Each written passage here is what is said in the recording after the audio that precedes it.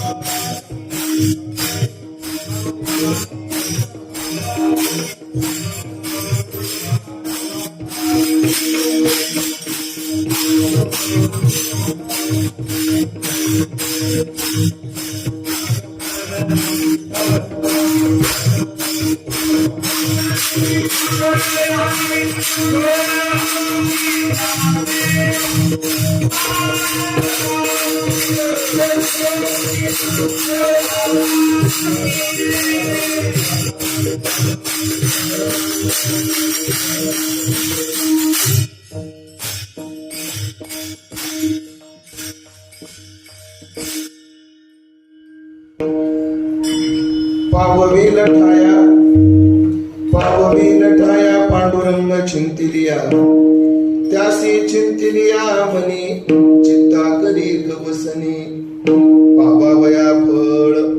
पावावया फळ अंगी असावे हे बळ त्यासी चिंतिलिया मनी चित्ता करी गवसनी तुका म्हणे तई सिद्धी ओळंगती पायी तुका म्हणे तई सिद्धी ओळंगती पायी त्यासी चिंतिलिया मनी चित्ता करी गवसनी पांडुरंगा करो प्रथम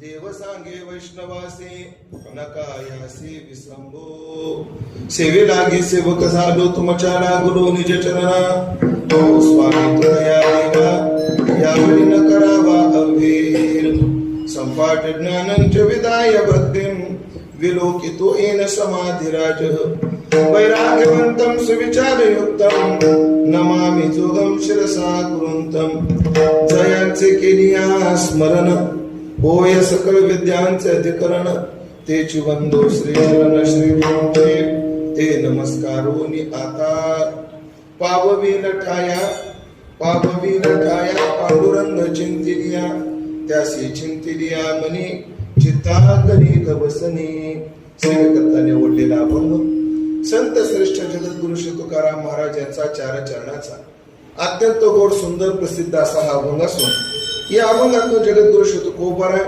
पंढरीनाथाच्या चिंतनाचा महिमा अर्थात चिंतनाची फलश्रुती तुम्हाला आम्हाला समजावून सांगतात. विठाला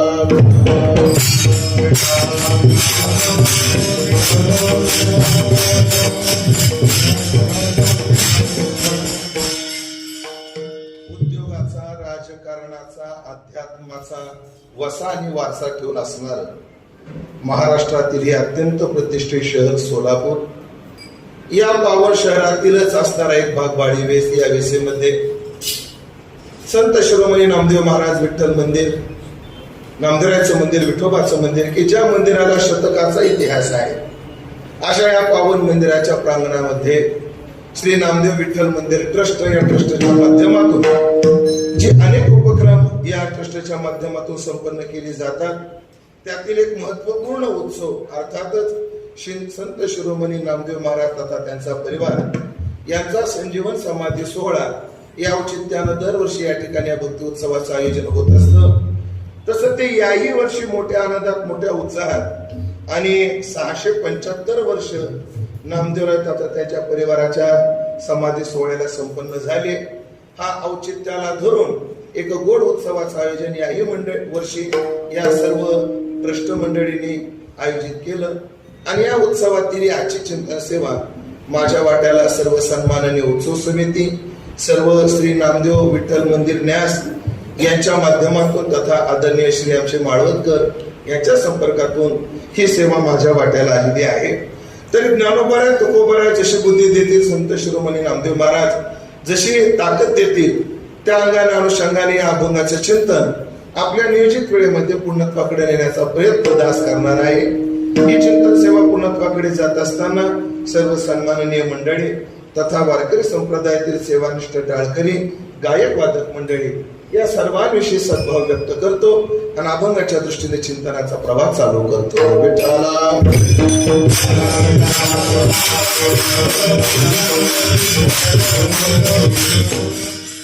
भाग्यवान आहोत की आम्हाला संत शिरोमणी नामदेव महाराजाचा 675वा ज्ञानोबारायचा 750वा तुकोबारायचा 375वा सोहळा करण्याचं सौभाग्य प्राप्त झालं. खर तर आम्ही भारतात जन्माला आलो हेच भाग्य, महाराष्ट्रात आलो त्याही पेक्षा भाग्य, ज्ञानोबा तुकोबा नंतर आलो तेही भाग्यच म्हणा, त्यानंतर आता हे उत्सव आपल्याला पाहायला मिळतात हेही भाग्य आणि या उत्सवामध्ये आम्हाला सेवा करण्याचं सौभाग्य प्राप्त झालं हे आपलं भाग्य.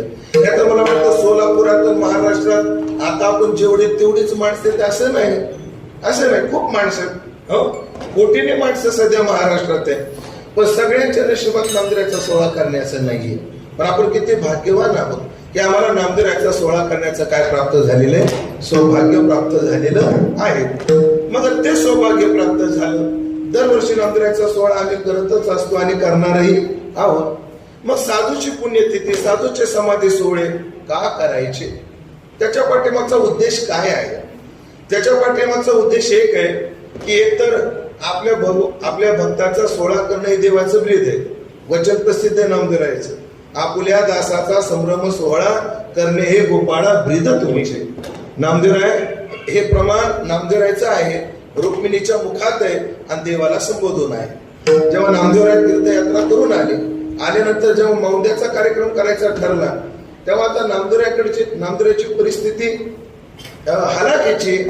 खरं तर महाराष्ट्रातले पहिले कीर्तनकार नामदेवराय आहेत हो, पण आजच्या महाराष्ट्रातल्या शेवटच्या कीर्तनकारा एवढं सुद्धा त्यांना इन्कम नव्हतं. महाराष्ट्रातले पहिले कीर्तनकार कोण आहेत? नामदेवराय. वारकरी कीर्तनकार कोण आहेत? नामदेवराय आहेत. पण आपल्या महाराष्ट्रातल्या शेवटच्या कीर्तनकाराला जेवढं आहे तेवढं सुद्धा त्यांच्याकडे नव्हतं. आता मग याचा आल्यानंतर मौद्याचा कार्यक्रम करायचा, काही पानं उठवायची, सन्मान करायचे. मग आता खर्च उचलायचा कोणी, करायचं कोणी? जर रुक्मिणी आई साहेब म्हणले, हो तुम्हाला माहित नाही का आपल्या दासाचा संभ्रम सोहळा करणे गोपाळा ब्रीद तुमचे. आणि मग देव सोहळा करत असतो. धन्य धन्य तो विठ्ठला, नामदेवाचंच प्रमाण आहे. धन्य प्रत्यक्ष देखीला, धन्य समारंभ येथीला, आणि सोहळा करी भक्ताचा. म्हणजे नामदेवरायांनी ज्ञानोबाराच्या समाधी सोहळ्याच्या संबंधानं वापरलेला हा शब्द आहे. म्हणजे सोहळा करी भक्ताचा आणि आपल्या दासाचा संभ्रम सोहळा. म्हणजे आपण सोहळा केला नाही तर त्याचा होणार नाही का? होणार. तो का म्हणे गाजे वैकुंठी सोहळा, त्याचा वैकुंठात सुद्धा सोहळा चालू आहे. तो होणारच.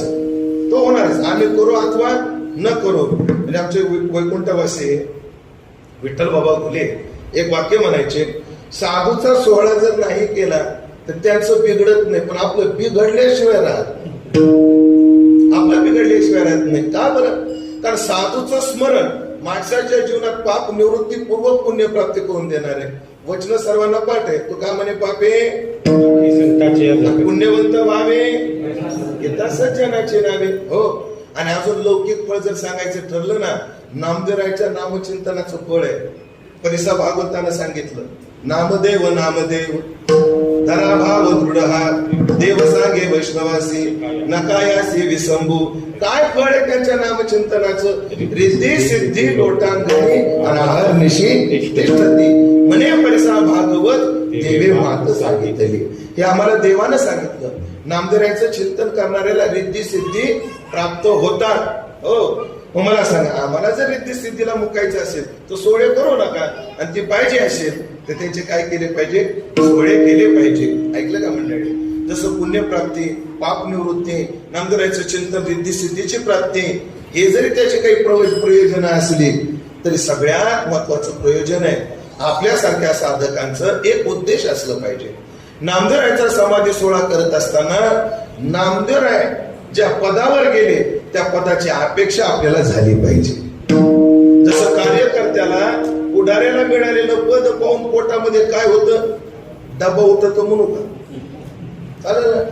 त्याला काय वाटतं? ह्याला जसं पद मिळालं तसं मला पद मिळालं पाहिजे. हो, मिळालं पाहिजे.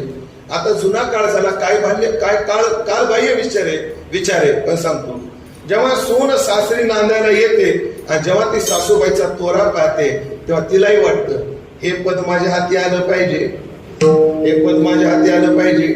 मग अन्य पदाच्या बाबतीत आपल्याला जशी लालसा आहे, जशी इप्सा आहे, तद्वत जेव्हा आम्ही या संतांचे सोहळे करतो तेव्हा आमच्याही डोक्यामध्ये एकच आलं पाहिजे. काय? संत गेले तया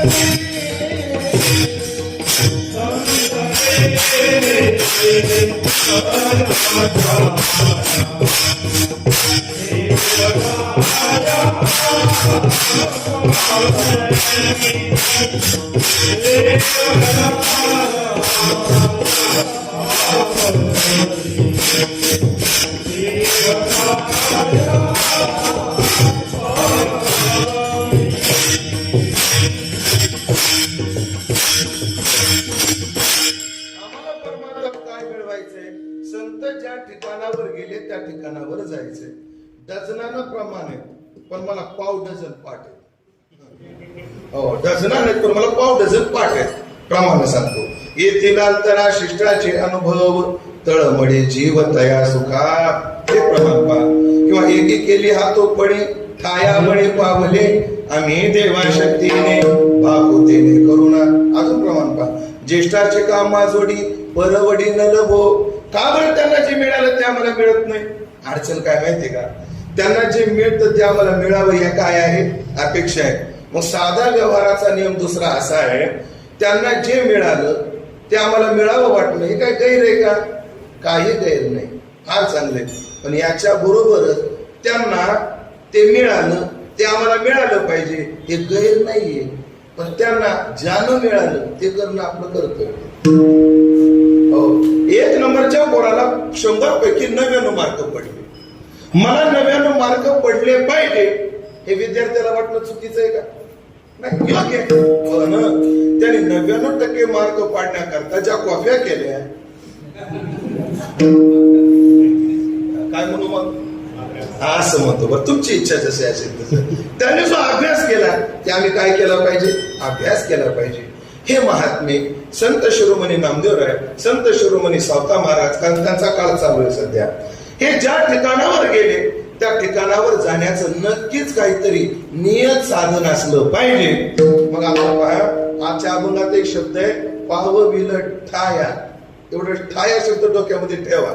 ठाया त्याचा विस्तार मी रात्री 12च्या पुढे करणारच आहे, म्हणजे आपल्या वेळेच्या मर्यादेत करणारच आहे. ठाया आहे ना, हे डोक्यात ठेवा.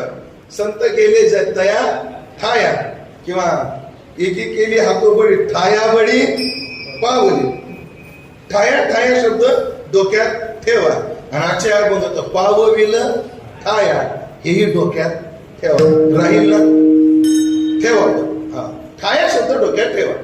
मग त्या ठिकाणावर जाण्याकरता काय केलं पाहिजे त्याची फळ, म्हणजे त्याचं साधन आणि त्याचं चिंतन तुकोबाराच्या अभंगामध्ये तुम्हाला आम्हाला सांगतात. खरं तर साधू संतांचा आग्रह आहे तुम्हाला आम्हाला की तुम्ही चिंतन करा, तुम्ही चिंतन करा. प्रमाण भरपूर आहे. काळ सारावा चिंतने एकांतवासी गंगास्नानी, देवाच्या पूजने प्रदक्षिणा कृषीच्या चिंतने सरे तो धन्य धन्य काळ. देह नवे मी हे सरे उरला उरे विठ्ठल मनवून हो करा काळ सारा चिंतने. किती आग्रह तुकाराम महाराजांचा आपल्याला की काय करा? तुम्ही चिंतन करा, चिंतन करा. साधा व्यवहाराचा नियम सांगतो. साधा व्यवहाराचा नियम आहे, अभ्यास कर कोणाला म्हणावं लागतं? जो अभ्यास करतो त्याला का जो करत नाही त्याला? करत नाही त्याला. काम कर कोणाला म्हणावं लागतं? जो करत नाही त्याला. मग चिंतन कर कोणाला म्हणावं लागतं? करत नाही त्याला. ज्या अर्थी साधू संत आमच्या पाठीमागे लागले चिंतन करा, चिंतन करा, याचा अर्थ काय? आम्ही चिंतन करत नाही. पण त्यांचा आग्रह तुम्ही काय करा? चिंतन करा, चिंतन करा, चिंतन करा. ऐका बरं मंडळी, चिंतन करा. जेव्हा गुरुजी म्हणतात विद्यार्थ्याला मुलांना अभ्यास करा, तेव्हा विद्यार्थी 3 प्रश्न विचारण्याचा अधिकारी आहे. काय? महाराज, चिंतन कोणाचं करायचं? आपला अभ्यास कोणता करायचा? तो अभ्यास कसा करायचा? आणि तो अभ्यास का करायचा? मग हाच प्रश्न आपण तुकाराम महाराजाला विचारू. चिंतन कोणाचं करायचं? ते चिंतन कसं करायचं? हा, ते चिंतन का करायचं? या 3 प्रश्नाचे उत्तर आपण संत वाङ्मयातून शोधू.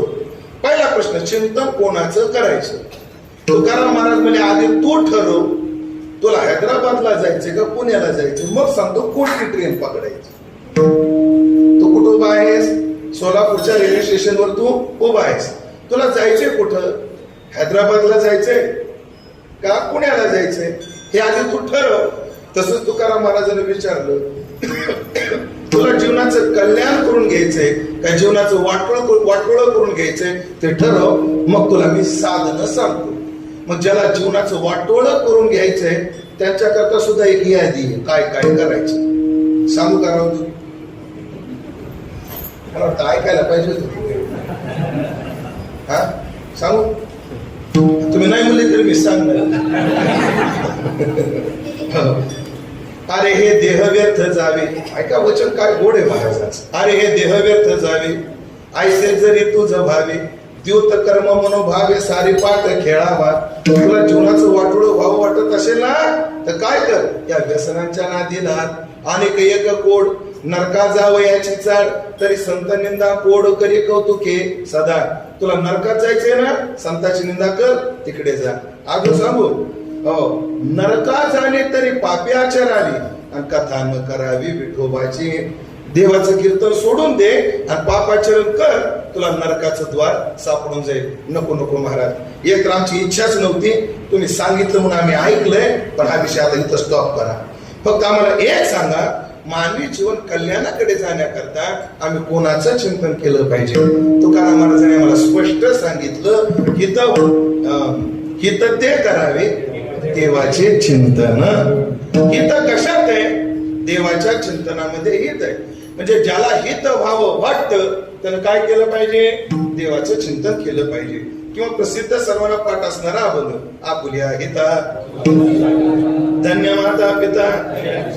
हा माणूस धन्य का बरं? आपल्या हिताच्या ठिकाणी जागा आहे. पण तो को बरा आहे? हा हिताच्या ठिकाणी जागा आहे हे तुम्ही कशाकडे पाहून म्हणता? अरे त्याच्या क्रिया करून. तो क्रिया काय काय करतो त्याची यादी आहे का? गीता भागवत करीती श्रवण, आणि पुढं काय? अखंड चिंतन विठोबाचे. या दोन प्रमाणानं ठरलं चिंतन कोणाचं करायचं?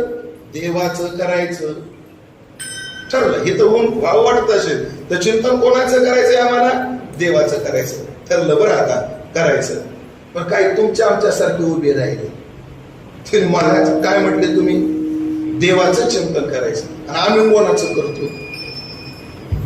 आम्ही कोणाचं करतोय? मी कीर्तन कोणाचं करतोय? भूताचं का देवाचं? तुम्ही कोणाच्या कीर्तन घेऊन उभे आहात? देवाच्या. हे मंदिर कशाचं आहे? आपण पंढरपूरला कोणा करता जातो? गाता का वाचतो? आणि मग आम्ही तर तुम्ही म्हणता हित करण्याकरता देवाचं चिंतन करा, आणि आमचं ते चालूच आहे. मग त्यांना चिंतनाला जे फळ मिळालं ते आम्हाला का मिळालं? तुम्हाला गंमत सांगतो. सध्या माझं वय 42 वर्षाचं, म्हणजे 42व्या वर्षातला आता शेवटचा दिवस आहे. उद्या मला 43 वर्ष चालू होते. आता उद्या माझा बर्थडे आहे. म्हणजे आज माझं वय किती आहे या मितीला? बरोबर मी 42 वर्षाचा झालो. आणि मग मी 42 जेव्हापासून लागलं ना, गेल्या वर्षीपासून माझ्या डोक्यामध्ये एकच विषय फिरतो. काय? तुकाराम महाराज जेव्हा वैकुंठाला गेले तेव्हा त्यांचं वय 42 होतं. तुकाराम महाराज जेव्हा वैकुंठाला गेले तेव्हा महाराजांचं वय किती होतं? सध्या माझं किती आहे? मला अधूनमधून भ्रम होतो, विमान येतं का काय? आता तुम्ही हसून माझी लायकी सिद्ध केली, तो भाग निरा.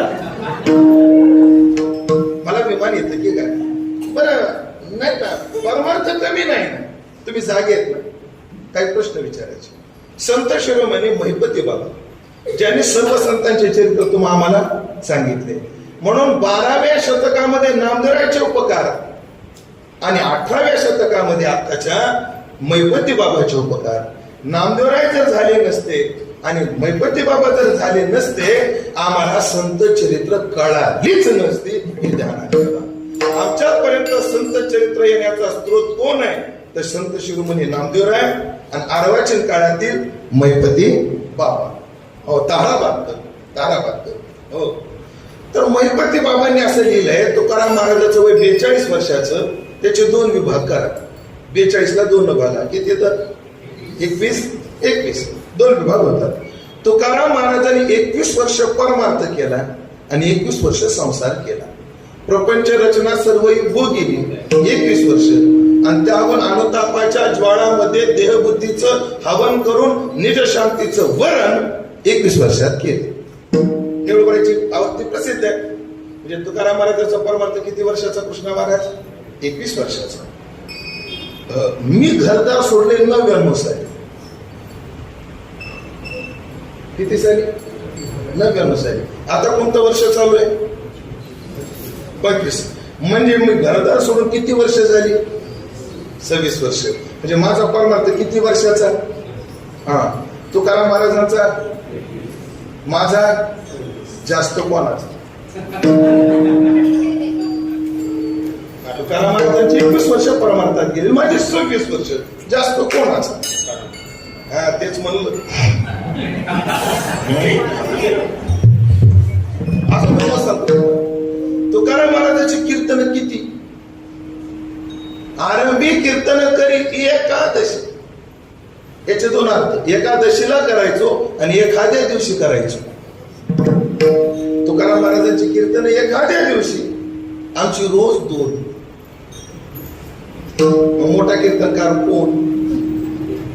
आपण. तुकाराम महाराजांची कीर्तन 5-7 गावातच. आळंदी, पंढरी, देहू, लोगाव, कडूस, ओतूर झाले. हे 8-10 गावं सोडले, संपले. आमची कीर्तन जिथपर्यंत मराठी भाषिक या भारतात आहे तिथपर्यंत. आंध्रा, तेलंगणा, कर्नाटका, मध्य प्रदेश, आंध्र प्रदेश, गुजरात. हो. मोठा कीर्तनकार कोण?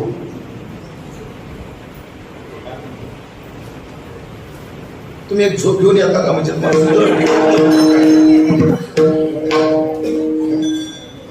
कीर्तन जास्त आमची. पण एक सांगू का?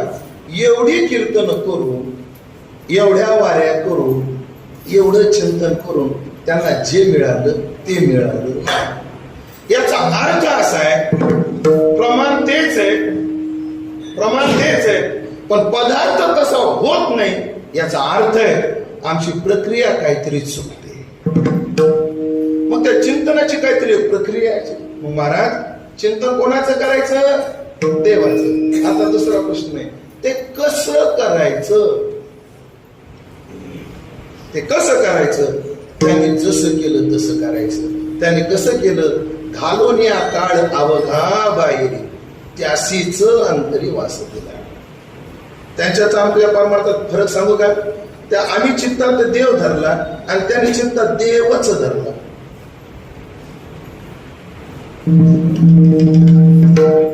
आम्ही चित्तात काय धरला? देव धरला. त्यांनी चित्तात देवच. त्यांनी चित्तात दुसरं कोणाला येऊच दिलं नाही. आमचं कसं आहे, सगळ्याला चित्तात जागा देऊन उरली तर देवाला, आणि त्यांच्या चित्तात देवाला जागा, बाकी कोणालाच जागा नाही. कोणालाच नाही. बायकोला तिला पण नाही. प्रमाण देऊ. सावली सरसीची असे बरे आहे हे नेहमी जे जैसे, स्त्रियाचे तैसे लोलुप्य नाही. आपल्या सोबत चालणारी सावली आपल्या सोबत आहे किंवा नाही याचं भानही त्या व्यक्तीला जसं नसतं, तद्वत त्या साधूला आपल्या बायकोबद्दल तेवढी अनास्था असते. एवढ्या सहजतेनं चित्त निर्मळ करून त्याच चिंतन केलं. मग देवाचं चिंतन कसं करायचं? चित्तातल्या जडाला बाहेर काढायचं, चित्तातल्या जीवाला बाहेर काढायचं आणि चित्तात फक्त देवाला घ्यायचं. प्रमाण सांगू, तोची एक ध्यावाची ते करुणी रीते कलेवर काढायचं. कारण का? चित्तात दुसरं कोणी आलं की त्याला सहन होत नाही. पुराणात हे काही उदाहरण. हरिण माहिती तुम्हाला? हरिण प्रत्येक युगात कोणाला ना कोणाला नडलंय. कृतयुगामध्ये हरिण राजा भरताला नडलं. हरिण प्रत्येक युगात कोणाला नडलंय. कृतयुगात कोणाला नडलं? भरताला नडलं. त्रेतायुगात तेच हरिण सीतेला नडलं. आणि कलियुगामध्ये तेच हरिण सलमान खानला नडलं.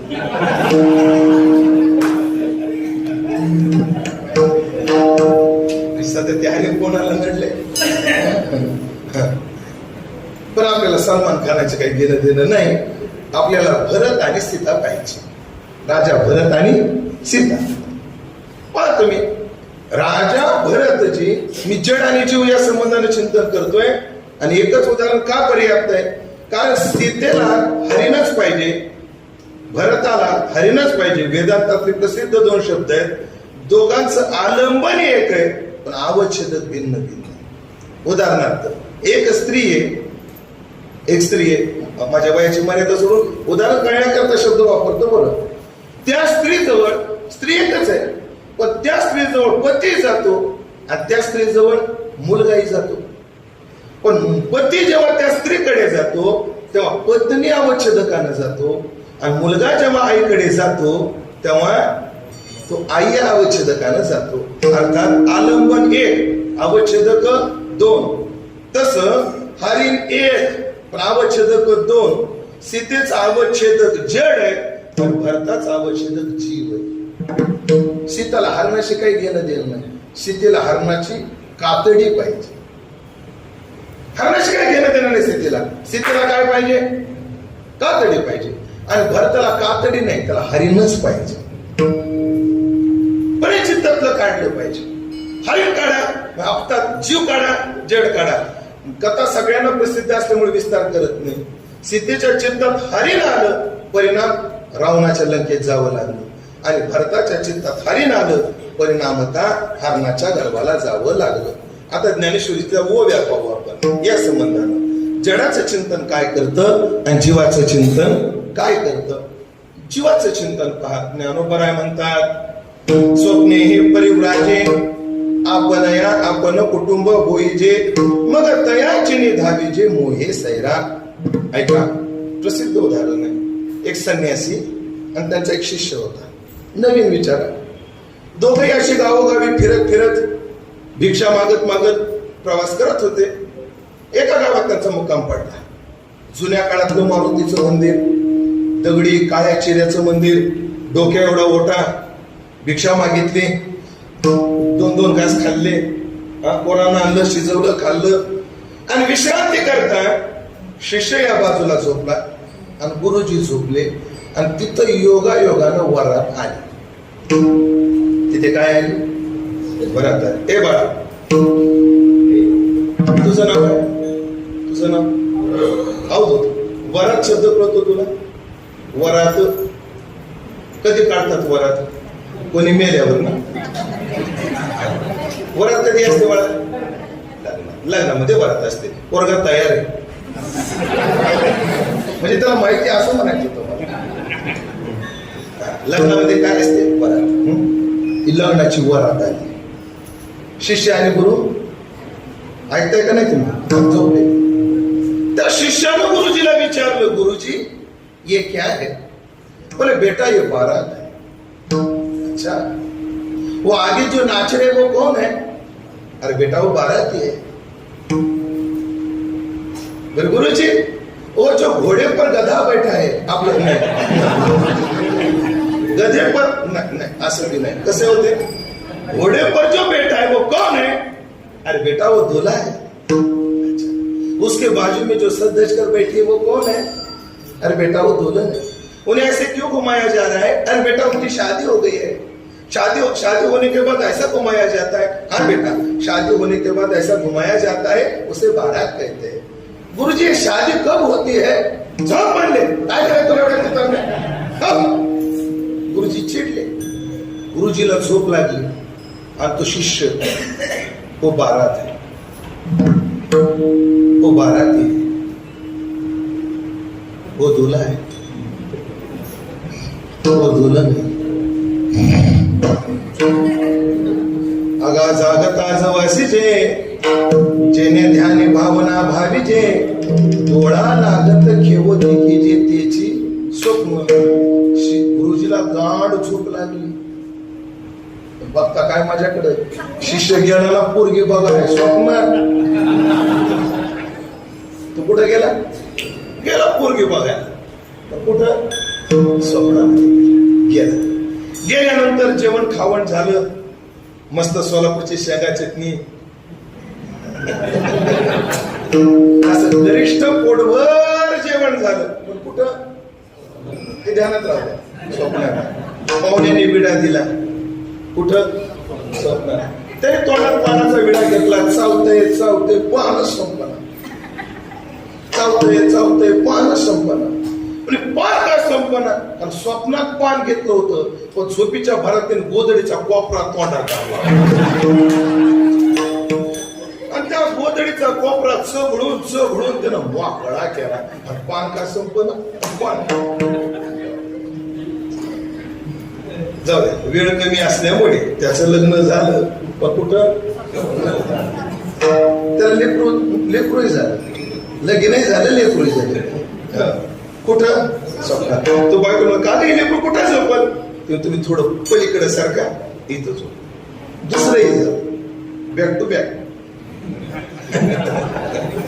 दुसरं झालं, हे कुठं झोपल, तुम्ही अजून जरा पलीकडे सारखा. तिसरंही झालं, हम दो हमारे दो तेव्हा नव्हतं. हे कुठे झोपत म्हणे, अजून पलीकडे सारखा. आणि जे त्या स्वप्नातल्या आवेशाला आधीन होऊन जो सरकायला गेला, वाट्याहून खाली पडला. जरा उशिरा पडला. वन्स मोर, तुम्हाला अजून एक चान्स. अशा झोपीच्या भरीमध्ये जे सरकायला गेला आणि जो वाट्याहून खाली पडला, एवढ्या जोरात पडल्यामुळे कंबरडच मोड.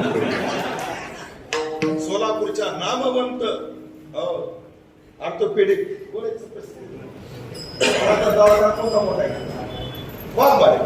डॉक्टर वाघमारेकडे ऍडमिट, जवळजवळ 2 महिने ऍडमिट होता. 2 महिन्यानंतर कुबड्या घेऊन गुरुजीला भेटायला आलता देखावा. गुरुजीने विचारलं, बेटा ये क्या हुआ, ये कैसे हुआ? बोले गुरुजी, बारात ने बर्बाद कर दिया. बारात ने बर्बाद कर दिया. अरे कैसे हुआ बेटा ये? मग त्याने झालेला सर्व प्रकार गुरुजींना सांगितला. गुरुजी म्हटले, ज्या रीती स्वप्नात तुला लग्न आलं ना भावड्या, त्या तुझी लग्नाची वास नाही म्हटली. मग ऐक, भ्रष्ट ब्रह्मचारी राहण्यापेक्षा आदर्श ग्रहस्थाश्रम कधीही चांगला. जा म्हणे लग्न कर. नाही गुरुजी, तुम्ही म्हटले ते अगदी गुरु. माझ्या हृदयात वासना आहे नाही, होती, संपली म्हणे. का हॉस्पिटलमध्ये 2 महिने एवढाच विचार करत होतो, स्वप्नातली जर कंबरड मोडी ती न सांगता तुम्हाला बोलू आले. का बरं? शरीर साधन आहे परमार्थाचं, ते संपलं की नाही. का जीवाच्या चिंतनाने आता जडाचं चिंतन काय करताय का? म्हणून ऐके अर्जुना, जैसा स्फुलिंग लागे इंधना, मग तो प्रौढ झाली या त्रिभुवना काय पुरुष के. फार गोडे हा दृष्टांत आहे. म्हणून ऐके अर्जुना जैसा विस्फुलिंग लागे इंधना, अशी चिणगी असावी, तिला इंधन भेटावं. आणि तिला जर वाव मिळाला तर त्रैलोक्य जाण्याची ताकद कोण ठेवते? ते चिणगी ठेवते. मग ती प्रौढ झाली काय त्रिभुवना पुरुष के, तैसे विषयाचे ध्यान विपाय जरी वाहे मन, हेच नाही पतन निश्चित थाके. पतन होत, याला एक दृष्टांत आहे. माझे गुरुजी देत असतात, पण वेळ मर्यादा आपली 10 मिनिटं राहिली. 15 मिनिटं लावली तर चालतील का? चालेल ना. आमचे गुरुजी दृष्टांत सांगायचे, 5 मिनिटं जातील. कसं करू? 5 मिनिटं जातील. सांगू मग तुम्हाला खरं सांगू, मी सांगणारच होतो. जो विचारा म्हणून माणूस किती विचारलो, बाकी काय सांगणार. आता आपण पहिला दृष्टांत पाहिला जडाच्या चिंतनाचा, जीवाच्या चिंतनाचा परिणाम.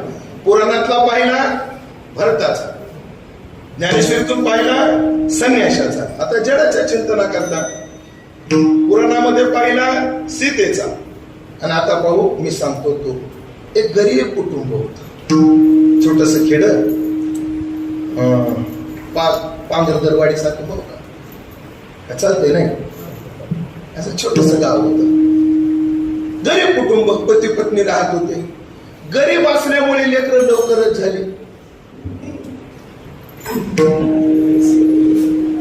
क्वालिटी नाही झाली, क्वांटिटी नाही झाली. आणि मग ती बायको म्हणली, अहो आता लेकरं वाढली, मोलमजुरीवर भागत नाही. काहीतरी उद्योगधंदा करा, काहीतरी उद्योगधंदा काय करा. मग त्याला घरासमोर एक काचेच्या फ्रेमाचं दुकान दिसलं आणि त्याचं वेस्टेज पडलेलं होतं, तुकडे तुकडे काचाचे. त्याला शंभर सुचली आणि त्याने काचाचे तुकडे गोळा करून त्याची खेळणी तयार केली. 15-20 वर्षापूर्वी अशी खेळणी यायची बघा बाजारात. ते रंगबिरंगी काचाचे तुकडे असायचे, त्याचं घर, तुळशी वृंदावन, झोपडी, असा कलश, अशी खेळणे काय यायची बाजारात विकायला यायची. त्याला ते काचाचे तुकडे आणले, जुळता जुळत करून त्याचे 5 खेळणे तयार केले. त्याला एका खेळण्याकरता 5 रुपये लागले. म्हणजे त्याचं उत्पादन मूल्य किती झालं? 5, आणि 5 केल्यामुळे 5 25 रुपये त्याने भांडवल गुंतवलं. आणि प्रायोगिक तत्वावर छोट्या खेड्याच्या छोट्या बाजारपेठेत जाऊन विकायला बसला. आणि दैवानं असं साथ दिली, माणसाला नवीन मालाचं आकर्षण असतं, क्षेत्र कोणतंही असो. संयोजका लोक म्हणतात तेच कीर्तनकार किती दिवस आणायचे, जरा नवीन आणा. हे का नवीन मालाचं आकर्षण प्रत्येक क्षेत्रात असतं. आणि दैव पहा, खेळणं कितीला पडलं होतं महाराज? ते 5 रुपयाला. आणि त्याला एका खेळण्याची 20 मिळाली. म्हणजे उत्पादन मूल्य 25 रुपये आणि मिळाले 75 रुपये. असे 100 रुपये घरी घेऊन आला. बायकोला म्हणाला बा 5 खेळण्याचे एवढे आले. आई म्हणजे एवढे पैसे? हो म्हणले 5 खेळण्याचे. काय भारी धंदा आहे हो म्हणली. फेटा बांधायचं आणि 1 तास बोलायचं. नाही काय धंदा भारी म्हणजे, काचाचे खेळणे करायचे आणि एवढे पैसे. धंदा सोडू नका म्हणजे. कोणता? खेळण्याचा म्हणतोय मी चुकलो म्हणजे तुम्ही चुकलं पाहिजे असा काही नियम आहे? खेळण्याचा. आणि मग त्याचा व्यवसाय चालू लागला.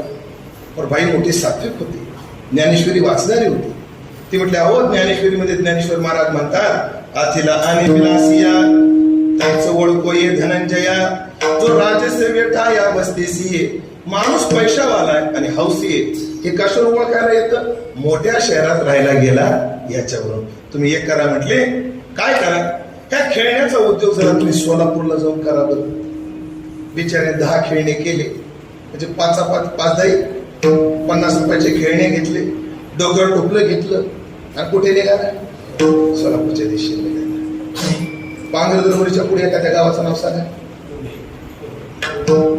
कोंड्याजवळ. तुमचं आहे का? तरी मला सुचलं कस काय एवढं? कोंडे गावात बिचाऱ्याने टोपलं ठेवलं. त्याला फार तहान लागली. त्याने इकडे तिकडे पाहिलं पण पाणी कुठेच त्याला दिसेना. कारण बिचारा जेवण करून कीर्तन उभा राहिला होता. असो कोणीतरी त्याला पाणी आणून दिलं. त्याने पाणी पिलं.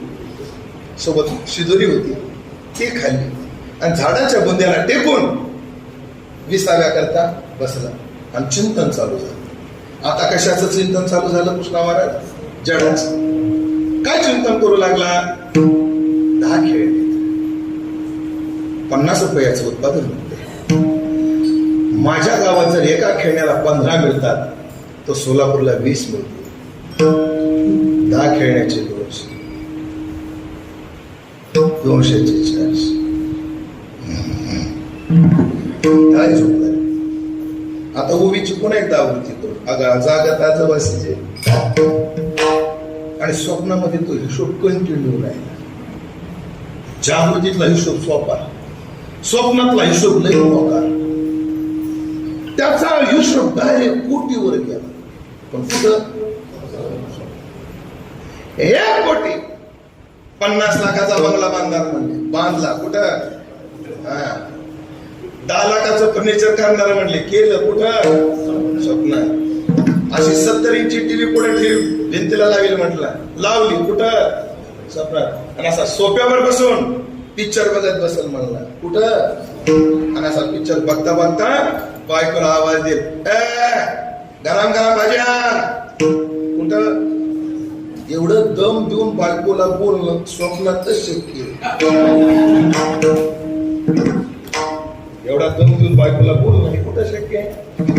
जागृतीत नाही शक्य. आता माझ्याकडे बघावं लागत तुम्हाला. ऐकताय ना, ऐकण्याबरोबर पाहताय ना. आणि तिने जर भजे आणायला उशीर केला सावध, तिला मी अशी अशी किक बसली पाहिजे, अशी खाट लाट मारे. लाट मारली कुठं, बसली कुठं, त्या खेळण्यावर. आणि त्या खेळण्याचे तुकडे झाले. तुम्हाला सांगावं लागेल का? नाही, दृष्टांत संपला. एक संस्कृत मन आहे, इदंच नास्ते आणि परंच न लभ्य. या भांडवलातून जे मिळणार होत ते तर मिळालं नाही, पण जे भांडवल होत त्याचं वाटोळ झाल्याशिवाय राहिलं नाही. तसं शरीर भांडवलाने देव मिळणारे तो तर मिळत नाही, पण विषयाच्या चिंतनाने या शरीराचं वाटोळ झाल्याशिवाय राहत नाही. नाथाने दृष्टांत दिला तुकोबराच्या प्रमाणे विषयाचे चरवणी आणि केली आयुष्याची घालणी. कोथरा करून टाकतात ही विषय. हो, उपनिषदामध्ये काय म्हटलंय? स्वभाव मर्तसे दंत कैतर सर्वेंद्रियांनाम चेयंती तेजा. सर्वेंद्रियाचं तेज घालवणारे काय आहेत? हे विषय आहेत. म्हणून जडाचं टाका, जीवाचं टाका, पण चिंतन कोणाचं करा? देवाचं करा. कसं करा? जड जीवाचं. म्हणजे शास्त्रीय बैठकीत विजातीय वृत्ती प्रवाह शून्य करून सजातीय वृत्ती प्रवाह सक्रिय करणं हे चिंतन. म्हणजे परमात्मा अनुकूल विचारधारा वाढवायची आणि विषय अनुकूल विचारधारा संपवायची. असं चिंतन करा. कोणाचं करा? देवाचं करा. कसं करा? आता मी सांगितलं त्या पद्धतीनं करा. जडाला त्यागा, जीवाला त्यागा आणि देवालाच हृदय धरा. एक धरीला चित्ती आम्ही रखुमाईचा पती. झाला, आता ठरलं. बारा कोणाचं करायचं कळालं, कसं करायचं कळालं. आता एवढं सांगा, ते का करायचं? त्याने आम्हाला काय मिळेल आणि काय मिळेल त्याचं जर चिंतन केलं तर पाववेल ठाय.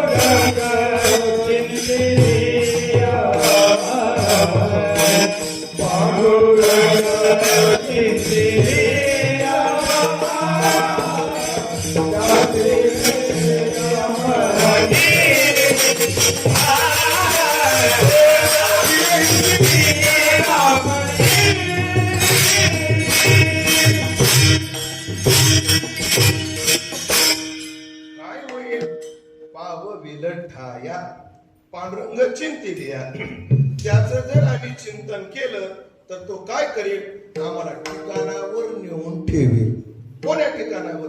मी मगाशी म्हटलं होतं, संत गेले तया ठाया, एकी केली हातोपळी ठाया बडे पावले. हे ठाया म्हणजे कुठे? एक स्थिर आसनावर, कृपेची सिंहासनी अधिष्ठानी बैसविले. एक आता तरुण पोरामध्ये एक शब्द आहे पहा, स्टेबल व्हायचं. आम्हाला काय व्हायचंय? स्टेबल, स्थिर व्हायचं. आम्हाला स्थिर माणूस कुठं होईल? स्थिर कुठं होईल? जी वस्तू स्थिर आहे त्याच्यावर बसलं तर आम्ही स्थिर होऊ. जी वस्तूच अस्थिर आहे ती त्यावर बसणाऱ्याला स्थैर्य कसं दे? जगात दोनच पदार्थ, एक संसार आहे आणि एक परमात्मा आहे. ज्याला वेदांतामध्ये पदार्थ विचारात दृग आहे आणि एक दृश्य आहे. इंद्रिय गोचर प्रपंच हे दृश्य आहे आणि त्या इंद्रियाच्या ठिकाणी जे गोचरत्व आहे तो एक दृग आहे. म्हणजे सोप्या भाषेत एक दिसणार आहे आणि एक दाखवणार आहे. जगात तिसरा पदार्थच नाही. काय? एक दिसणार आहे आणि दुसरं हे दाखवणार आहे. पण दिसणार आहे तो संसार आणि दाखवणार आहे तो परमात्मा. यस्य भासानो भासा सर्वमिदम ऐसा श्रुतिका बायसा ढेकर देते. हो, हे सगळं भासमान जग का होतं? एक भासवणारा कोणतरी आहे म्हणून, आणि तो परमात्मा आहे. पहा तुम्ही, एक संसार आहे आणि दुसरा परमात्मा आहे. या दोन्हीचा विचार करा. आम्हाला स्थिर व्हायला एक तर संसाराच्या गादीवर बसावं लागेल, नाही तर परमात्मा आसनावर बसावं लागेल. पण संसार स्थिर नाही. 15वा अध्याय उघडा, त्याला अश्वत्थ म्हटलेले आहे ना. ऊर्ध्व मूलमद शाख अश्वत्थम प्राहुरव्ययम. हो, अश्वत्थ याच्या 3 शब्द, अ श्व अंथ. अ म्हणजे नाही, श्व म्हणजे सकाळ आणि थ म्हणजे स्थातिष्ठती, स्थैर्य अर्थाला धातू आहे.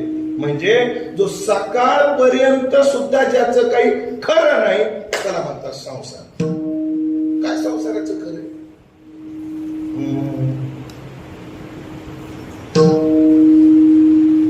बाबा तुमचं वय आता 60च्या पुढे, 75 वर्षाचं वय. एक प्रश्न विचारू बाबा, छोटासा झेपेल असा साधा. संसारात सुख आहे का दुःख आहे? दुःख. ह्याच्यापेक्षा तुमचं वय थोडं कमी असेल.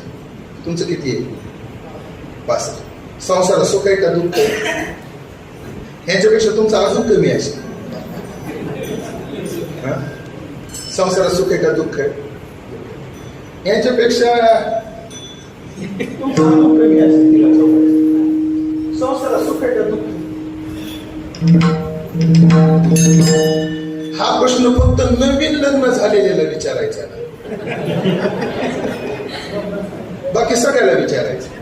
ज्याचं नवीन लग्न झालं ना त्याला नाही विचारायचा. का? नवीन माणसाला तो संसार दुःखाचा वाटत नाही. त्याचं कारण आहे, मांजर उंदरावर एकाएकी झडप घालत.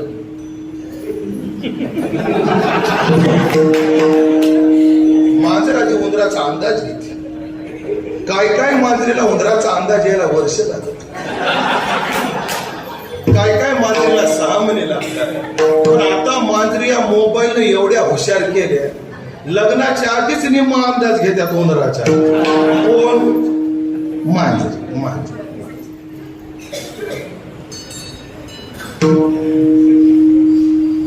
अजून एक प्रश्न, ज्यांचं ज्यांचं लग्न झाले त्याने हात वर करावं.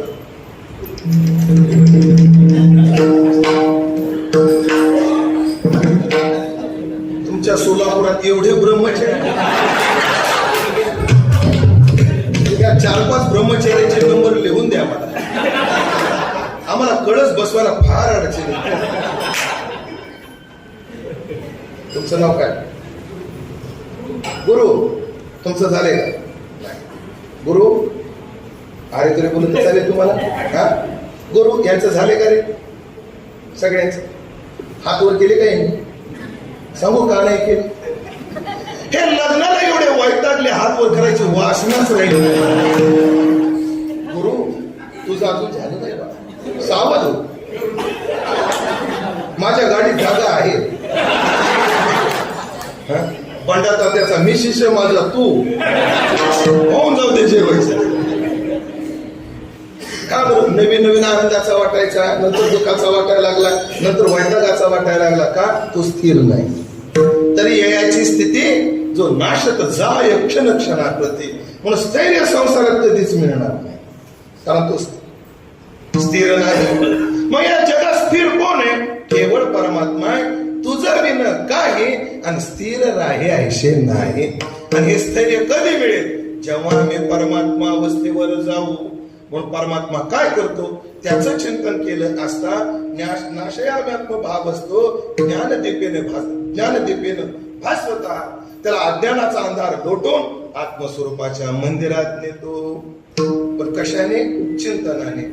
अजून याची फलश्रुती काय आहे? याची फलश्रुती सांगताना महाराज म्हणतात, त्यासे चिंतेली मनी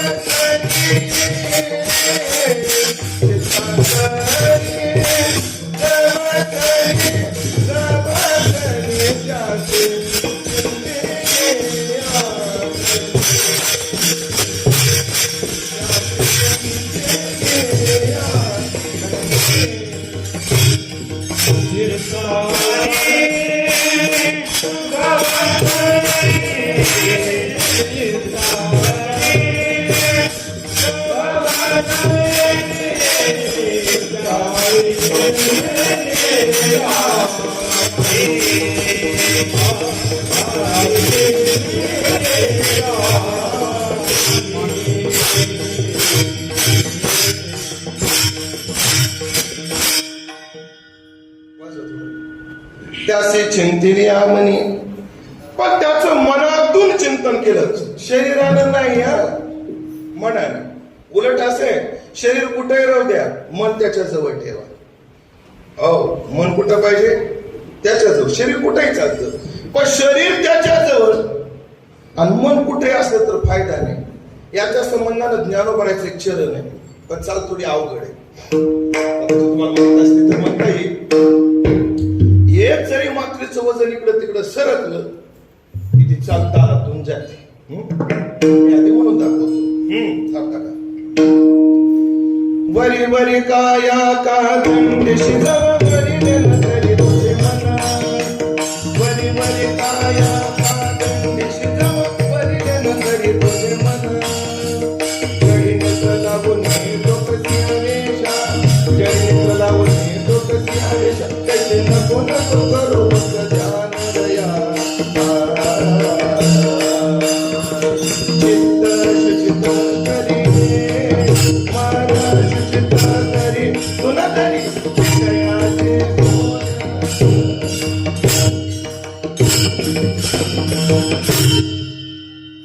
वरी वरी काया कांदंडिशी जमवरिले नगरी तुझे मन वरी वरी काया कांदंडिशी जमवरिले नगरी तुझे मन जडीने तणावून डोकसी आवेश जडीने तणावून डोकसी आवेश कैसे नको नको करू बघ ध्यान दया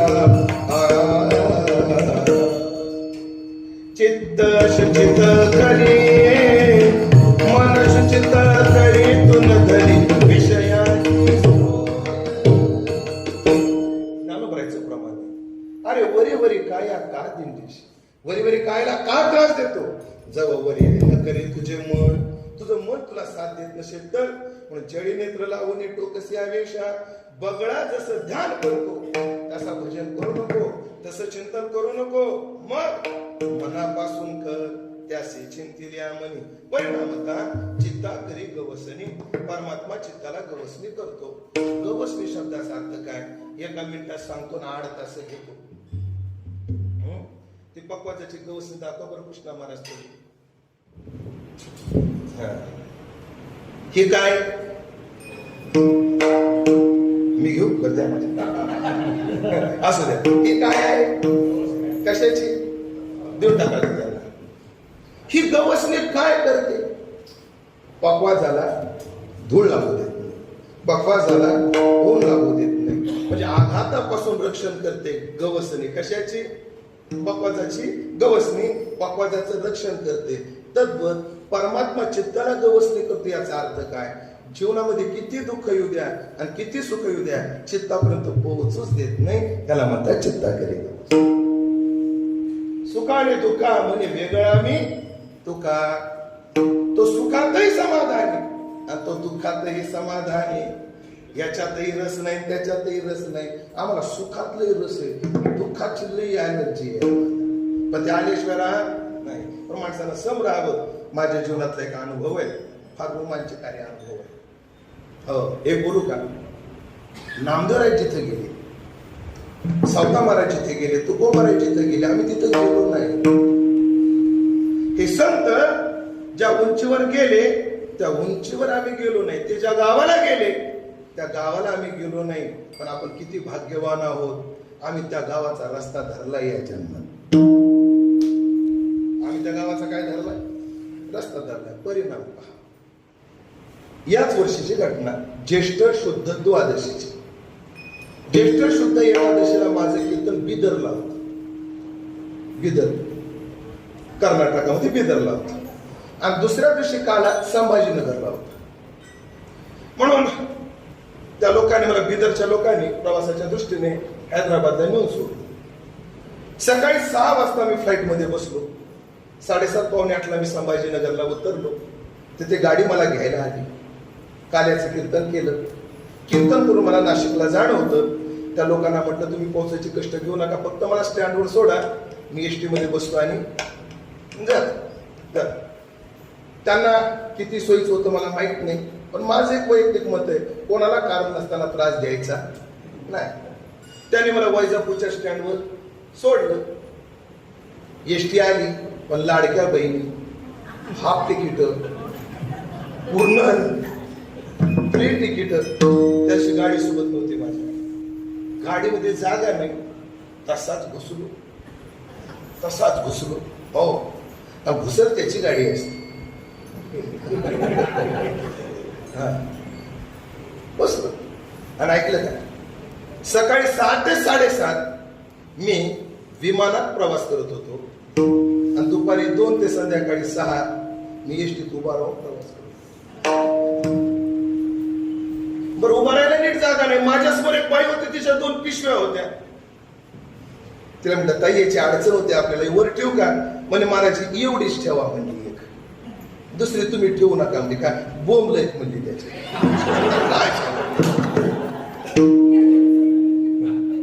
तुम्हाला हसायला आतापर्यंत मी भोगले त्याच्यात काय मध्ये फोन केले तशीच मग मला कसं तरी वाटलं ते खेळस्थितीत आपल्यासारख्या वारा करायला मी असं मागच सरकलो तर त्या पिशवीत त्या नाव घेतलं त्याच्या सगळं लोणच्याची बरणी होती आता लोणच्याचं तेल इथून पार खालीपर्यंत धुत पिवळं केलं म्हणलं नशीब असा उभा नव्हतो लोकांनी काही अर्थ केले असते लोक काही अर्थ करतात ना मला म्हणायचं आणि उगाच माझ्या डोक्यात भरम बाबा महाराष्ट्रात एवढ्या मोठ्या मोठ्या उत्सवात माझे कीर्तन असतात युट्यूबला जो 400-500 कीर्तन आपली पडलेले लाख लाख लोक आपली कीर्तन पाहतात म्हणजे मला महाराष्ट्र ओळखत असेल असा माझा भ्रम होता त्या दिवशी तो भोपळा फुटला पण एसटीत कोणी जागा दिली नाही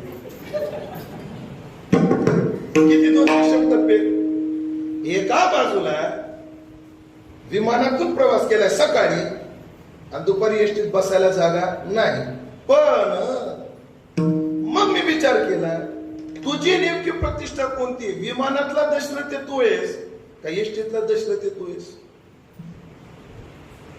जिथं तुला एसटीत कोणी जागा देत नाही तो तू आहेस का विमानानं प्रवास करणारा तो आहेस उत्तर एक आहे विमानानं प्रवास करणाराही मी नाही आणि एसटी मध्ये तू उभा राहून प्रवास करणाराही मी नाही याच्या दोन्हीच्या पलीकडीचा कोणीतरी मी आहे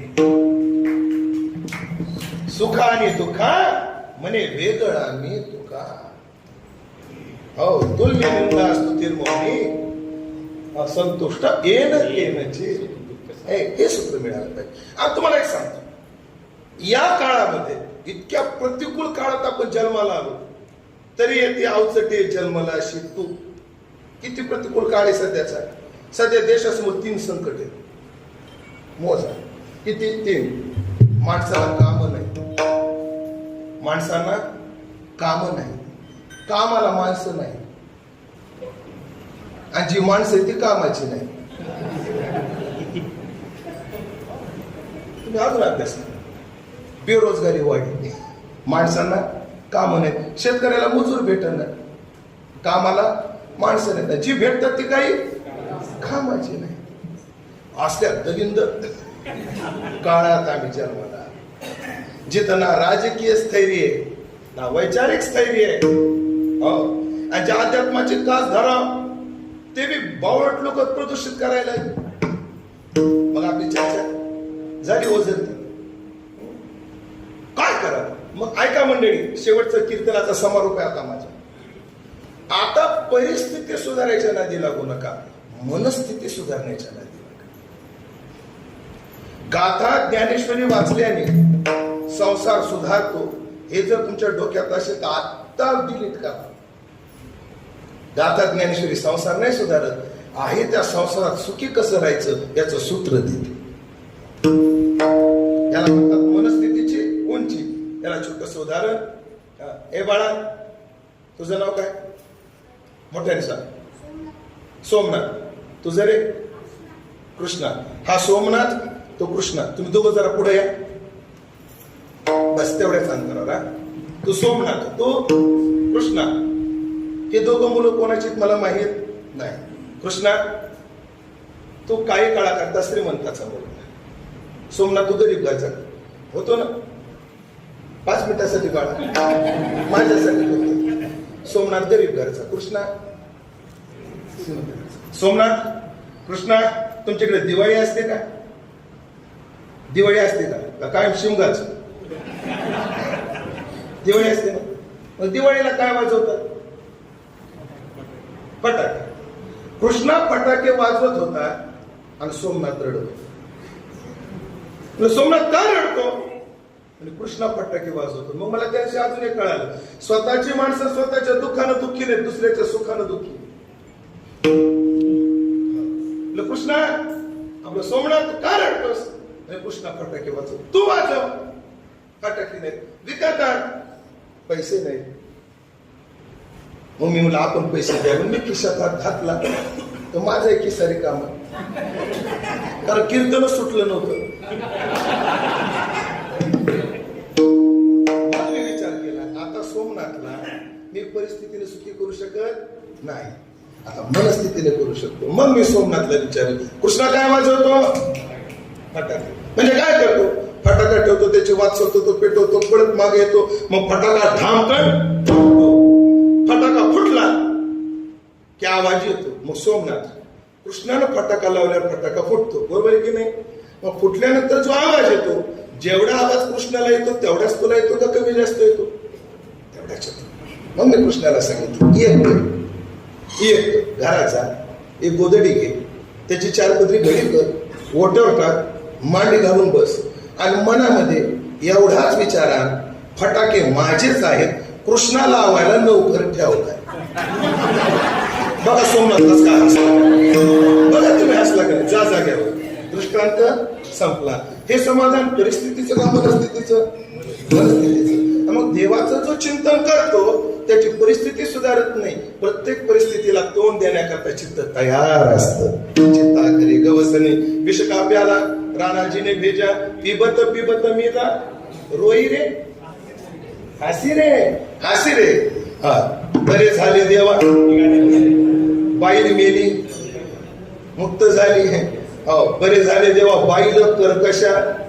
ह्याला म्हणतात चित्ता करी गवसनी. म्हणून मंडळी मला सांगायचंय की बाबाबाया फळ अंगी असावे हे बळ.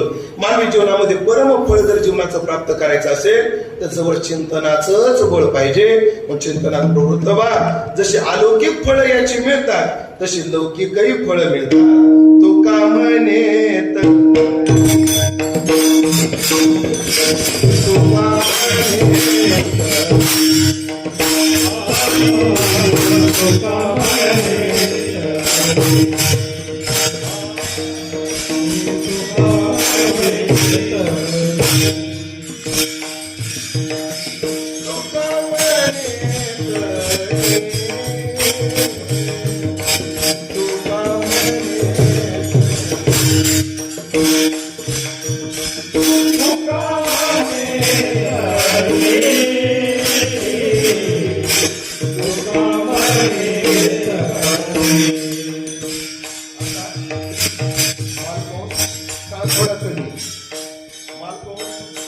त्याचा किरवाणी आणि पुन्हा भैरवीवर यायचं.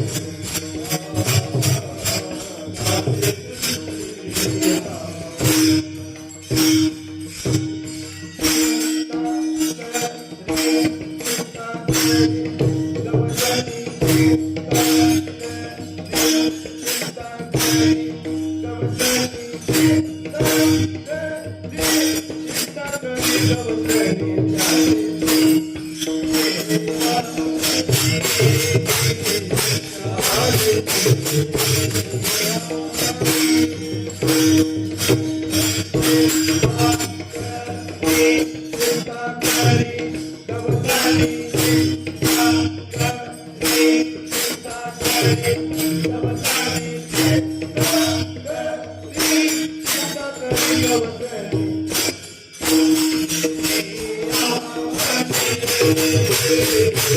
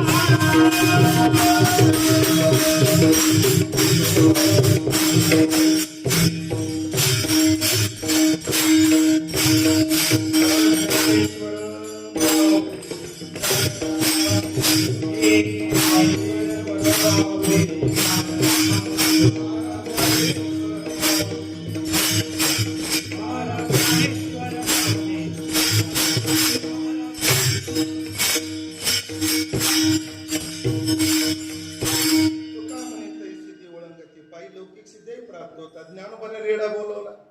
ही स्थिती कोणामुळे मिळाली? देवाच्या चिंतनाने मिळाली. भिंत चालवली, सिद्धी. नामदेवाच्या चरित्रातला प्रसंग पाहायचा ठरला. परिसर भागवताच्या बायकोनं एक परिस काही काळापुरता आई साहेबाला दिला आणि तो जेव्हा हरवला, म्हणजे नामदेवानेच चंद्रबागेत टाकला, तेव्हा परिसा भागवताला अख्खं वाळवंट परिस करून दाखवले की नाही. प्रत्यक्ष प्रचिती हे वाळवंट परिस केले. हरपली विषमता द्वैत बुद्धी निरसले. जय जयाजी भक्तराया जीव रामया. याच्या स्थिती आहेत. नामदेवाने कोणत्या ग्रहात कोणते मंत्र जपले असतील काय नाही. याच्या करता एकच केलं, विठ्ठल चिंतन, विठ्ठल ध्यानी, विठ्ठल मनी, बाकी कुणीच नाही. हो, देह जावो अथवा राहो पांडुरंगी. किल्ला भाव नाही, दृढ भाव हा धारण केला आणि त्याच्या साधनेनं त्यांना ह्या सिद्ध्या प्राप्त झाल्या. अर्थात त्यांच्या जीवनामध्ये स्वरूपाचं स्थैर्य, त्यांच्या जीवनात परिस्थितीत स्थैर्य आहे, त्यांचं जीवन सफल आहे आणि त्यांचं जीवन सिद्ध आहे, प्रसिद्ध आहे. याच कारण एकच आहे, त्यांनी देवाचं चिंतन केलं. आणि आम्हाला जर नामदेवाच्या ठिकाणावर गेले तिथं जावं वाटत असेल, आम्ही सुद्धा एकच केलं पाहिजे, त्या चिंतना सदैव राहिलं पाहिजे. ती बुद्धी आमची चिंतनशील बुद्धी नामदेवाच्या कृपेने व्हावी अशी नामदेवाच्या चरणी प्रार्थना करू. सेवेला पूर्णविराम देऊ. पुन्हा एकदा श्री नामदेव विठ्ठल मंदिर ट्रस्ट या ट्रस्टच्या माध्यमातून संपन्न होत असणाऱ्या उत्सवात सेवा करण्याचं सौभाग्य तुम्ही मला प्राप्त करून दिलं, त्याबद्दल सर्वांविषयी सद्भाव व्यक्त करतो. सर्व वैष्णव गुणीजन टाळकरी मंडळी, सर्व ट्रस्टी मंडळी यांच्याविषयी सद्भाव व्यक्त करून अभंगावर जे काही बोलू शकलो ते माझ्या वारकरी शिक्षण संस्थेतले गुरुवर्य, माझे गुरुवर्य संतवीर भंडारतात्या कराडकर, माझ्या गुरुच्या चरणी सेवा समर्पित करून एकदा नामदेवाचं भजन करू. सेवा समाप्त. नामदेव जनाबाई, नामदेव